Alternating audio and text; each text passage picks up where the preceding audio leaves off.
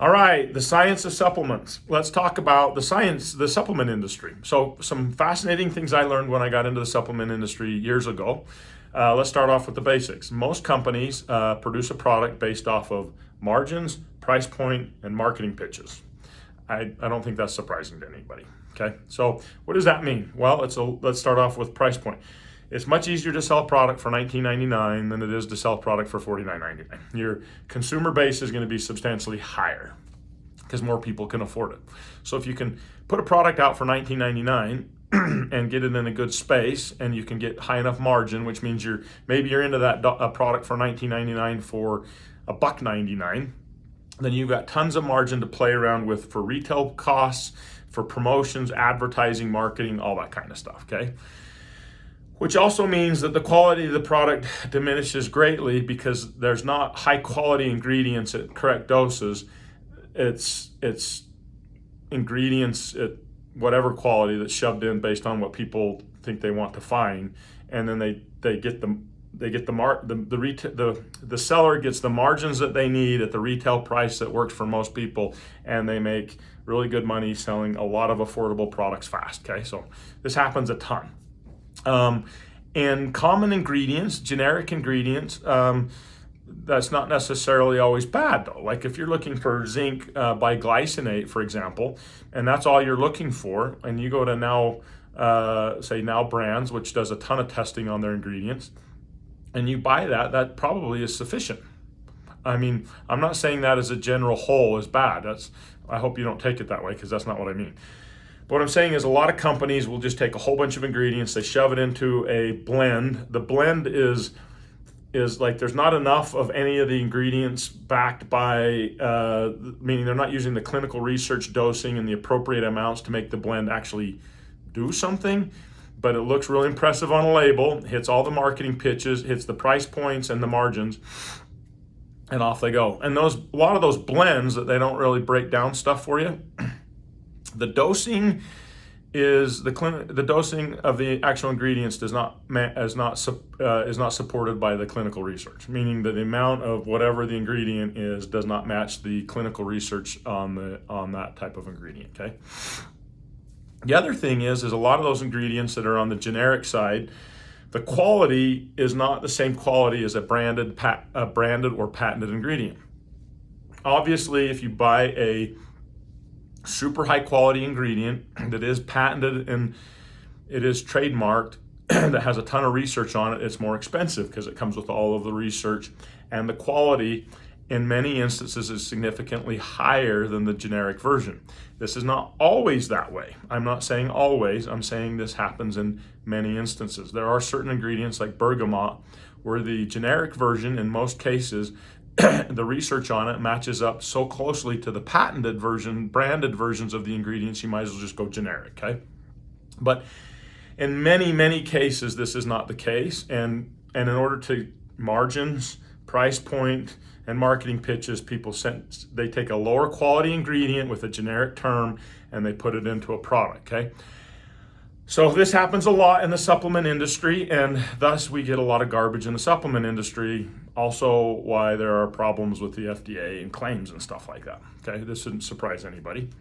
The other thing that's very interesting, on the other side of this, the flip side of it is you get a lot of clinical research companies that do the research. They'll take the patented researched ingredients and then they shove them into a final product where the ingredients are patented. They're very heavily, there's this research behind them is super solid, and they'll shove that into a blend, and then they'll launch that product. They don't test the blend before they launch. They just work off of the science of it all together, and they say it's going to work. Here's the problem with this approach. So take us for an example with what we do. We will formulate and test probably 8 to 15 different products a year that never see the light of day. We're using clinically proven ingredients in blends our science team can, from the science, put together that have synergistic relationships that we can blend together in a positive way, and it never sees the light of day because it doesn't work. Meaning people that try the products aren't seeing the results that the clinical research says that they should be seeing. So when we test, so a big difference on a lot of companies, the MOQs for manufacturing is like 20,000 bottles. That means that in order for them to do anything, they have to have like 20,000 bottles. And so they don't test it because it's just not, they just can't do it. So they take the research. It's very, very good research. It's human clinical studies, research, all that stuff's really, it's heavily supported. And they launch a product, but they haven't tested it. We find, or have found, that a lot of that research on products that's scientifically proven doesn't necessarily materialize in reality. So for example, we've been testing ingredients for mood for, I don't know, damn near 4 years now. And many of those ingredients, not only do they not work, they make some people even more irritable. I know that Casey's had me testing 3 or 4 over the last couple of years that just make me just flat out mean.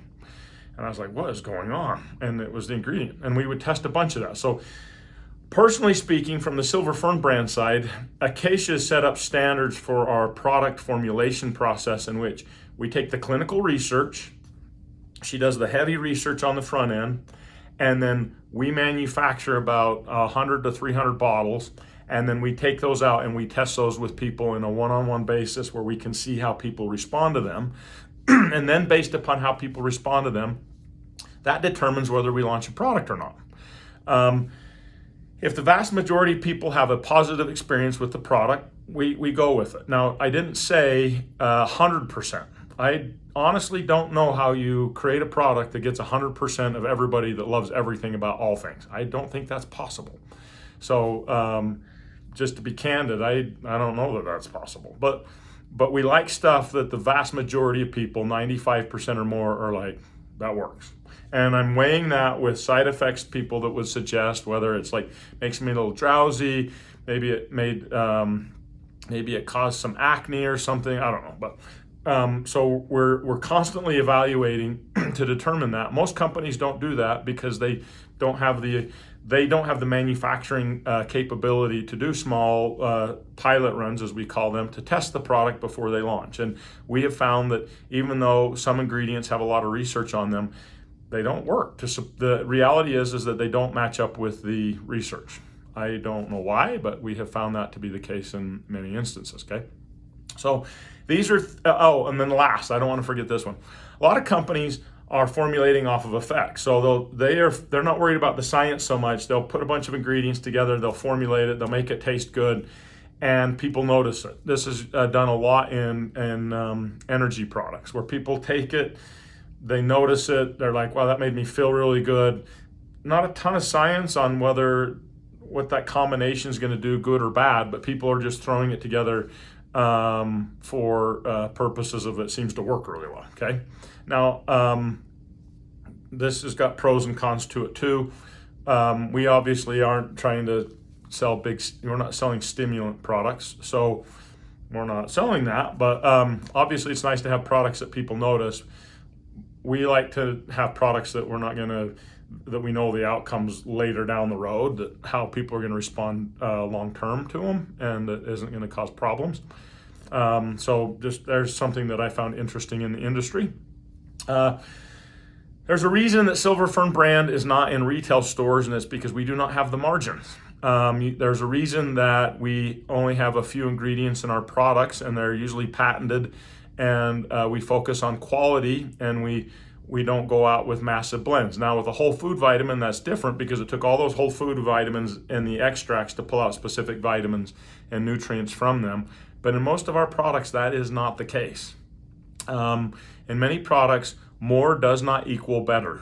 So just because a label has dozens of different ingredients on it does not make it better. In some cases, it just means you're paying for names on labels. And you're excited about that, so what you're getting out of that is the placebo effect.